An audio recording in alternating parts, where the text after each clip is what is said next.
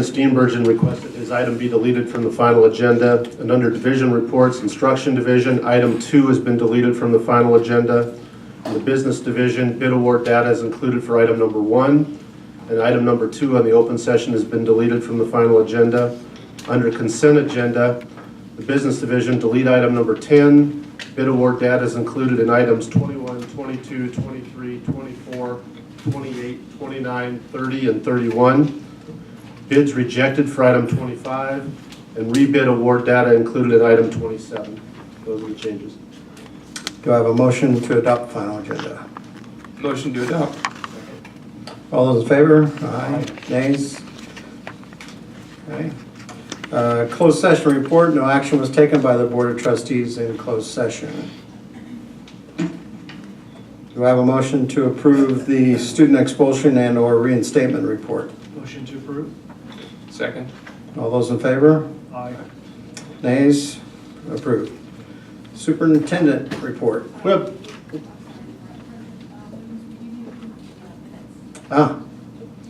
Yeah, let's do that.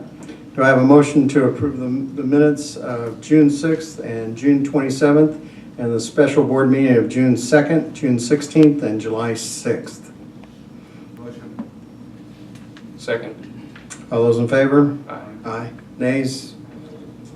Carries. All right, we'll try that again. Okay, we have a wonderful way to begin our meeting tonight by introducing you to an outstanding administrator, teacher, and student who exemplify the great work that we are doing in career technical education. Brian Miller, Kern High School District Supervising Administrator of Career Technical Education, will do the honor of introducing our next two guests. Mr. Miller?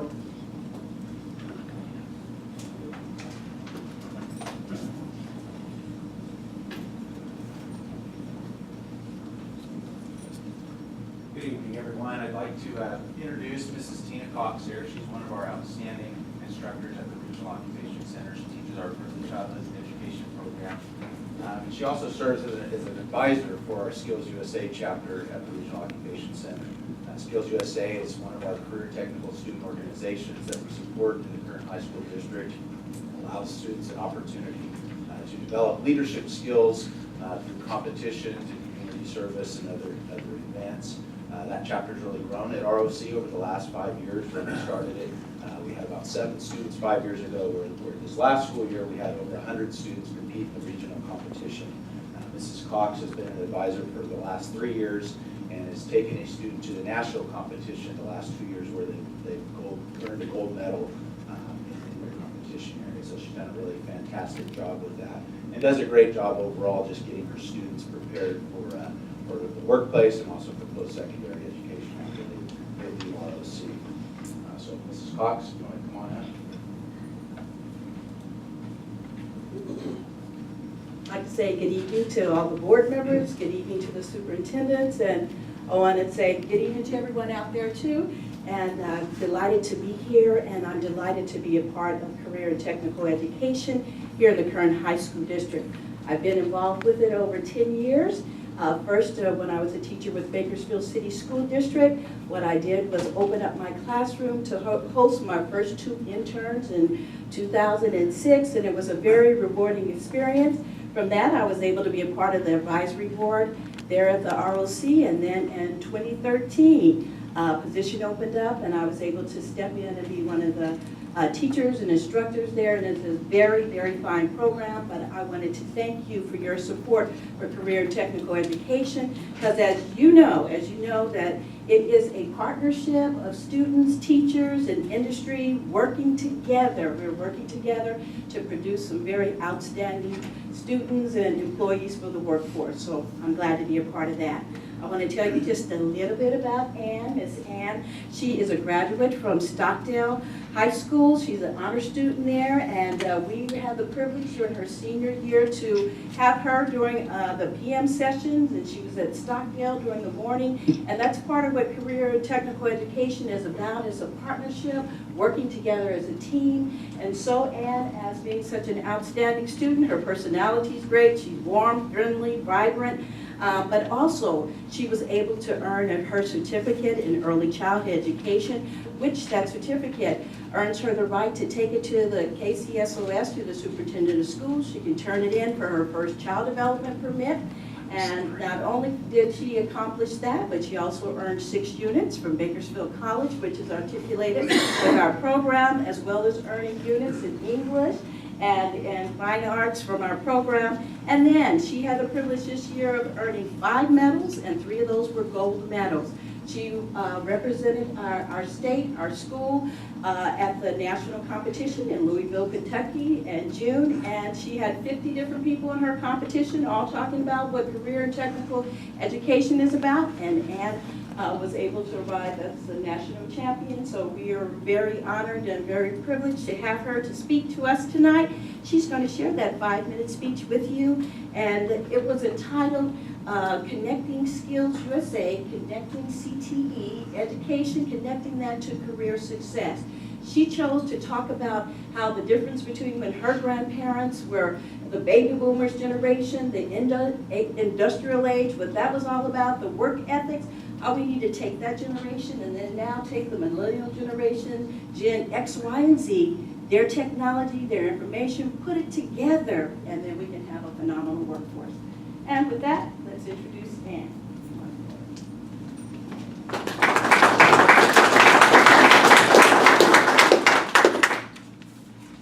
The year is 2016. It's graduation day. The stadium is packed. The music has stopped. The speeches have ended, and my name is called. The cheers and applause from my family and friends are heard. Yes, I'm smiling, and it's great to be here. As I cross the stage with diploma in hand and flip my tassel to the other side, I know I have been trained. I'm a champion in education, a cheerleader, student leader. I've been equipped with skills to become an early childhood educator, and I've excelled in an internship. I am prepared. I am a Skills USA champion at work, headed to career success. The world is open to me. I am on my way to college. Technology and information are at my fingertips. More opportunities for women in the workforce. SUCCESS. Success, you ask? Isn't it strange how that definition can vary depending on what type of goals and accomplishments you want? Success used to be branded with materialism, such as money, status, or what type of car you owned. The views of success and career success have changed according to times. In the 1950s, my grandparents, who were born in the Philippines, were young adults in a country where money was short, education wasn't affordable, and food wasn't in vast supply. I asked them, when you were my age, what did success mean to you?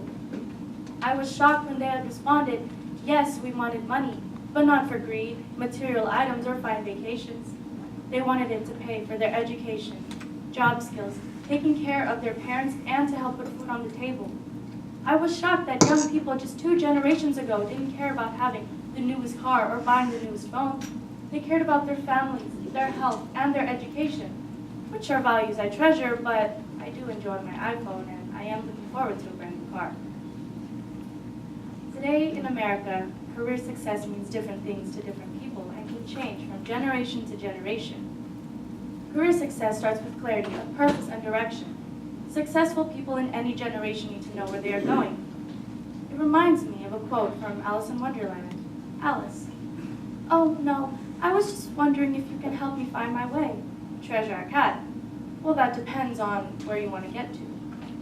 It really doesn't matter as long as, then it really doesn't matter which way you go. Skills USA helps give students purpose, direction, and skills. One of the greatest empowerments of Skills USA is communication. To truly connect with a successful career, we must learn to communicate and connect and network with people of diverse fields, ethnicities, interests, and ages. Skills USA is an organization where the young can be mentored, trained, and hired by people of multiple generations. Lindsay Pollock said, the most successful people of the year will be those who can communicate with traditionalists, baby boomers, Gen Zs, and all other members of each generation. My grandparents' generation in the 1950s, when gas was 20 cents a gallon, bread was 16 cents a loaf, the average home was $14,000, and yearly earnings were $3,000. Harvard education, $1,200. The cost of living was 53.79% lower in the Philippines. It was a time when industry was the key to career success. Now gas is $1.97 per gallon, bread is $2.30 a loaf. The average income is $52,000 and the average home, $189,000. Harvard education per year, $42,000, $65,000 including room and board. This generation has been known as the information age. To provide students with purpose and direction for career success is combining both industry from my grandparents' generation and information and technology of this generation. Studies have shown that a simple college education was not the complete key to career success. Students who have had access to career and technical training like those of us in Skills USA and ROC are far better equipped for the workforce. Skills USA is a partnership of students, teachers, and industry working together to ensure that America has a skilled workforce. Skills USA helps each student excel and find a path to career success. Let's take Skills USA mission to the world. Let's take skills, worth ethics of integrity and commitment, service and teamwork that my grandparents' generation has modeled. Let's communicate and connect it with diversity, sensitivity, innovation, and education of Generation Z. Let's close all gaps and work hand in hand. As Henry Ford said, coming together is a beginning. Keeping together is progress. And working together is success. Thank you very much.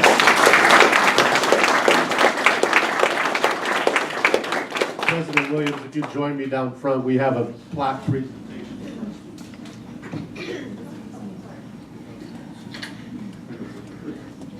We need you in the picture too.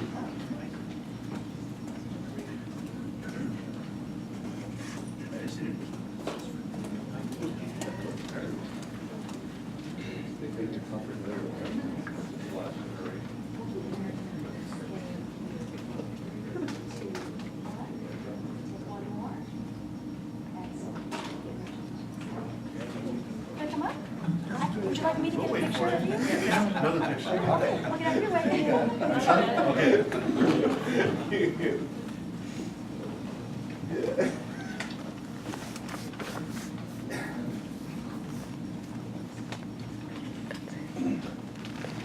We have the honor also of recognizing an adult who's been integral to the Kern High School District. We want to take this moment to thank Terry Thompson for his years of service on the Kern Education Foundation Board of Directors.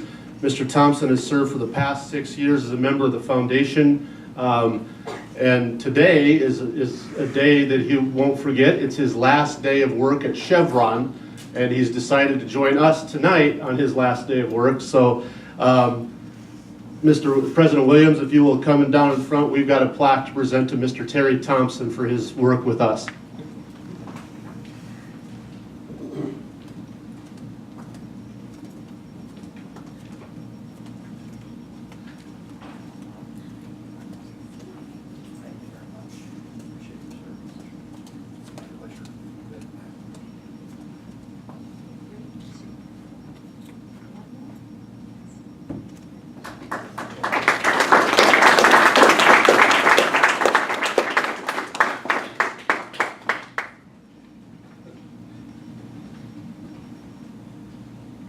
I was just noticing how we've gone from those big cameras with flashes that we used to have to iPhones.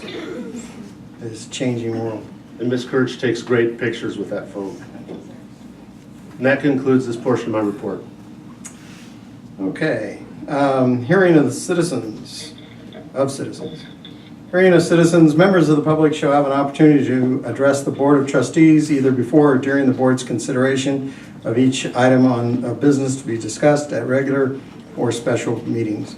The time allotted shall be 3 minutes per individual speaker with a maximum of 15 minutes on each subject area. This time may be used to address any item on the agenda or a matter of concern within the jurisdiction of the Kern High School District. Each person who addresses the board shall first be recognized by the presiding president. That's me. We have one item on the agenda that at least one or two have to do with. So in terms of guns and students, yeah, I don't know if he's here. So each of you, on the ones that have to do with firearms, they actually have to do with a number of different subjects. So I'm going to hold the ones that have to do with student and firearms. And the others I'll bring you up at this time because the subject is actually a little different. But is Mike Turnipseed, Michael Turnipseed, are you here? Okay. Got scared. All right, Mike. Swimming pools, subject of swimming pools, I have two speakers. Tina Burke. Are these from this week? Are those? Yeah. There last month, that's July 6th. Oh. Okay, those both, okay, hold on. All right. Of course, the three I picked up were all from the old ones, the rest are new. All right, sorry. Robert Delicio. And you're speaking as a private citizen concerning arming teachers and staff. Good evening, and thank you, Board of Trustees, Superintendent, for allowing me to speak this evening. The concept of teachers and administration carrying handguns to protect children is not a new one to me. It's actually something that's been heavy on my heart for more than now a decade. It actually started way back in 2005 when I was at an International Association of Law Enforcement Fire Instructor conference, when I actually met one of the officers who was at the Columbine shooting. You get an opportunity to talk to this officer, it was quite obvious the despair, the disappointment, and the lifelong anger within himself in regards to the fact that he could not effectively stop what was happening in a timely manner. At that point, 13 individuals were actually killed. And the reason why it happened is because people were not prepared to do the things that were necessary to stop what was going on. When I look at Columbine, I remember at the 10-year anniversary, they actually interviewed the principal who was at that school, who happened to be in the 4A when those two kids came in to shoot students and teachers alike. He reported at that time in that interview that he actually hid because he was unprepared to do what was necessary to stop them. And because of that, people died. It's apparent to me at this time, it was apparent to me at this time that change needed to happen if we were truly going to protect the children that are placed under our care. Since that time, I've been an advocate of arming teachers and administration alike, if done properly. The problem was, in this country, that it was a radical idea, especially in the metropolitan areas. The question was, who was going to go out on the limb first? The answer was, at the time, no one, at least not in the metropolitan areas. Because of fear, we did nothing, and children and young adults from elementary schools and colleges continued to die. In the last decade, we've seen more and more of this, with quite a bit more frequency. My question to you, the board and audience, is when will enough be enough? Do we need to wait until we have a mass shooting, a stabbing, or a violent attack on one of our school campuses before we do something? Are you truly going to wait until the horse is gone until we shut the barn door? The problem is these aren't horses and these aren't barn doors that we're talking about. There are children in the schools that they go to each and every day. Opposition to this idea have said and will say things like, we should have uniformed officers on campus. What if a teacher uses a handgun and they miss and strike an innocent child? Or what if their handgun is taken away and used against other students or themselves? Addressing the first, I went to KHSD during my high school years. I believe even if you put 20 armed officers on campus, it would not be enough. Let alone the budget probably wouldn't support those type of numbers at each school. If somebody moved in this room right now intent to murder us all, within the first 15 to 20 seconds, that's where you would find the most amount of carnage. Unless they were met with resistance. It would be nearly impossible for an officer, no matter how close, to recognize what is going on, realize where it was actually happening, and respond to the position within that time. We're at a historic point. Many school districts have taken the task of arming teachers to protect children that are underneath their care. The question is, are you going to cave to the fear of some people that have based their decision on lack of knowledge, or are you going to do the right thing to protect our children? If you arm teachers, administration, and nothing ever happens, the only thing that we have lost is some time, effort, money spent in preventative measures to protect our children, which we are lucky enough that maybe that never happened. But if you choose not to arm and train the teachers properly, and the administration alike, and something does happen and children die, it will be your fault. Do you really want to have to look at the faces of parents and tell them that you thought it was safer to do nothing, even though recent history has shown us now the time is time to act? How many of you board members have children, grandchildren, nieces, or nephews in the school system? Do you really want to have to look at one another, knowing that you could have made a difference and chose not to? May you have the courage and the wisdom to make the right choice so that you and I never have to experience this horror, which happens to be one that will last a lifetime. Thank you. Thank you, Robert.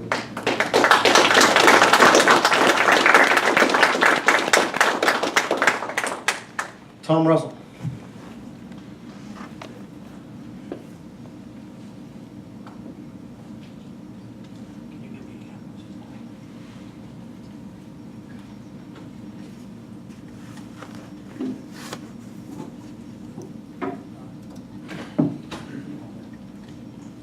My name's Tom Russell. I spoke to you about a month ago.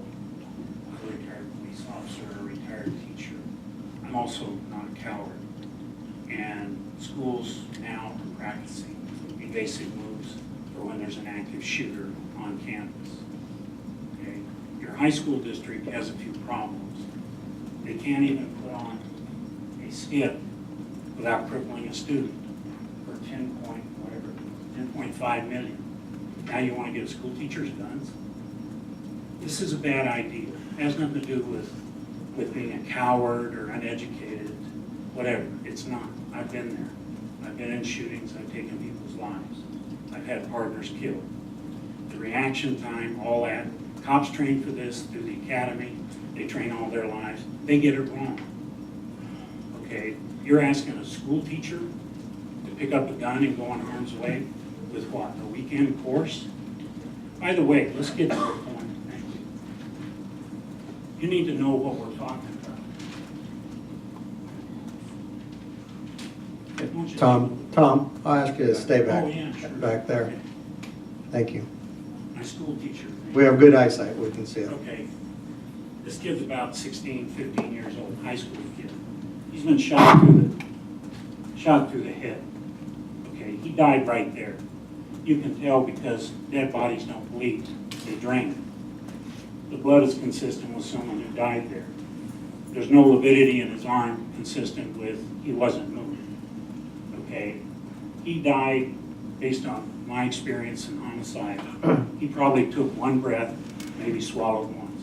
Once they do the wide cut on his chest, they'll be able to determine. Now, this is what we're talking about when you have a shooting on a campus. This is what it looks like. And this is one student. Right or wrong? What are you going to do with the teacher the next day that comes out and kills a kid? You're going to send him back to the classroom? There's Mrs. Smith. She's a killer. What happens when they're not trained? And they're not. You're going to have them run around with a gun, wave them at a cop. The cop will kill them. Okay? This is called unintended consequences. It won't work.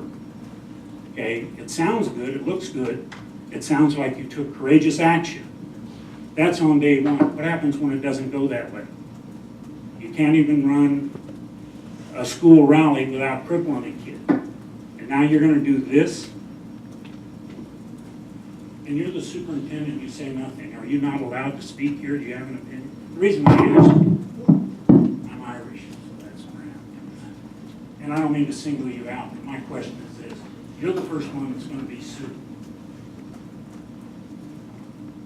Are you in favor of your teachers running around with guns? Sir, this is a board policy. Direct your comments to the board. I mean, I'm just Well, curious. but I'm not the decision maker, the Tom, superintendent. you're at your 3-minute mark, so I'll give you a little extra time. That's all I have. But if you have, okay, thank That's all I you. have to say. They'll weigh in through staff recommendations when it comes before us with All options. right, well, I'm just saying, this is what it looks like. It's not the worst thing I ever saw. You want to be part of this? Okay, I'll ask. Who was he shot by? Does it matter? Yeah, it actually does matter. It's quite frankly part of the point. But that's neither here or there. We're going to move on to the next speaker. You've had your time. Yes, sir. Thank you. Brian Colebrook. Do you guys want to be part of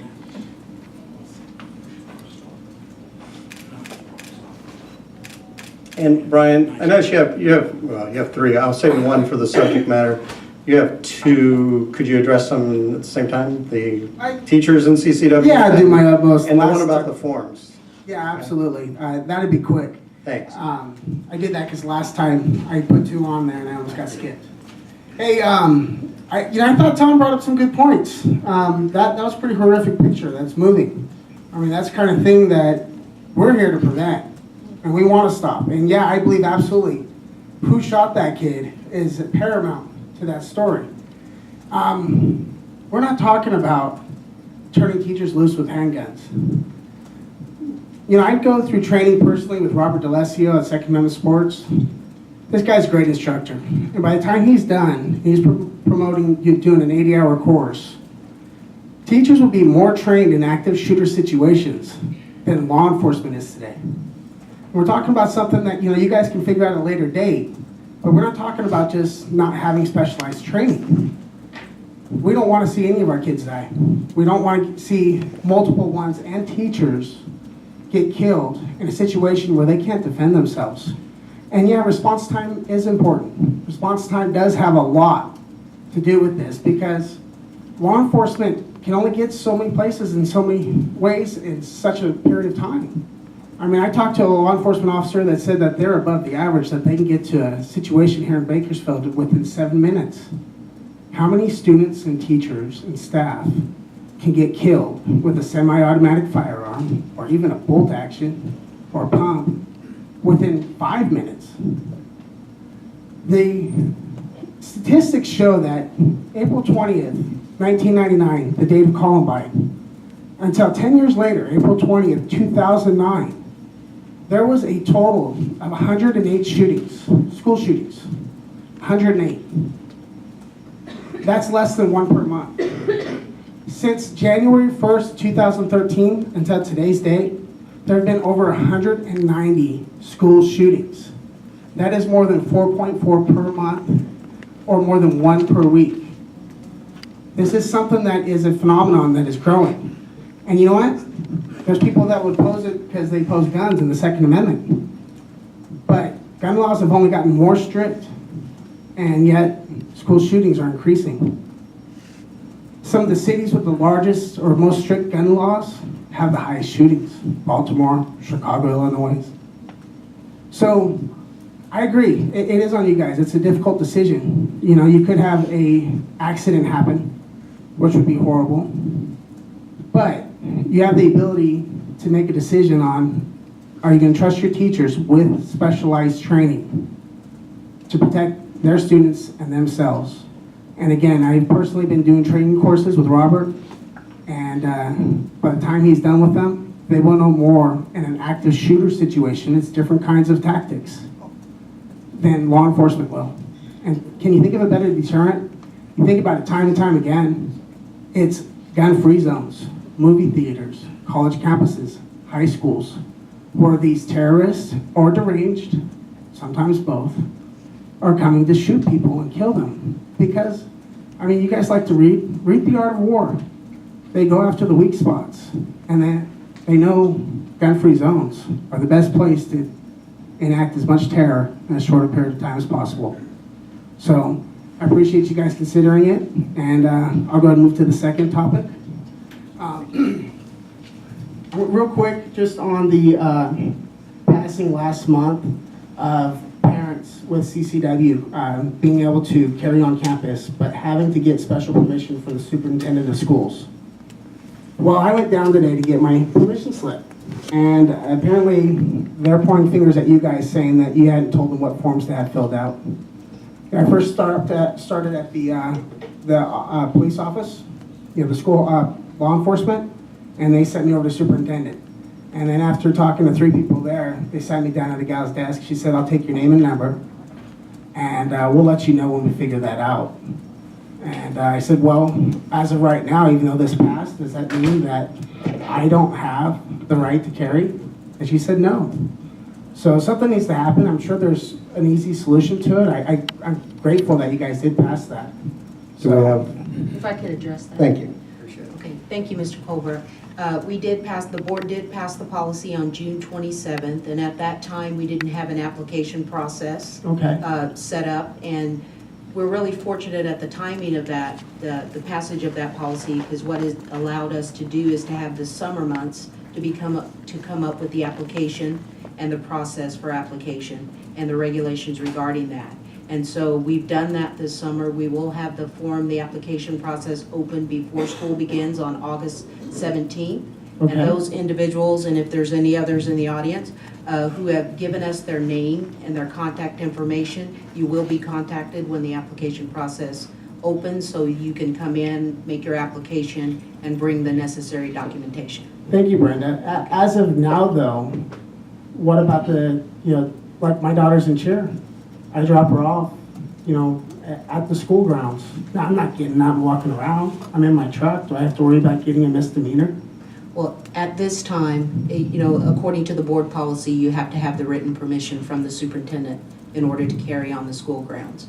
And so we will have that, as I stated, the application in place by August 17th. So Well, we it's will a be couple able to- weeks away. I can Absolutely. live with that. Well, we're kind of fortunate that things are slow at this time, and there's not as many visitors and people on our campus. So as I said before, the summer months have afforded us the opportunity to get things in place so that we'll have it rolling by the beginning of the school year.